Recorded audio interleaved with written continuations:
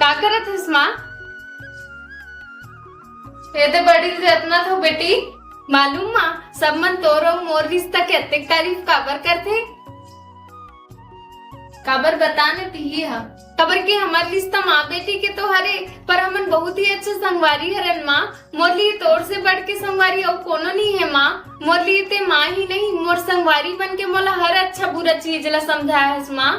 बोलते कि माँ बेटी के रिश्ता में दोस्ती होना चाहिए पर एक सीमा तक, पर ते मोर से दोस्ती निभाए पर अपन अंदर के माँ ला हमेशा दूर रखे माँ। मैं बहुत खुश हूँ माँ तोरा सन माँ ला पाके। माँ के संगवारी बने बर ना एक बेटी ला तको साथ दे पर थे और ते मोर हर जगह साथ दे हस बेटी।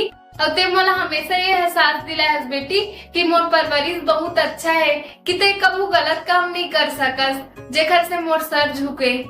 परवरिश अगर तोर जी से माँ के हो ना माँ, तो एक बेटी ला खुद शर्म आ जाही कुछ गलत करे से पहली। और तोर संस्कार तो मोला बुरा ना करे के अब अच्छा कर्म करे के और प्रेरित करते माँ।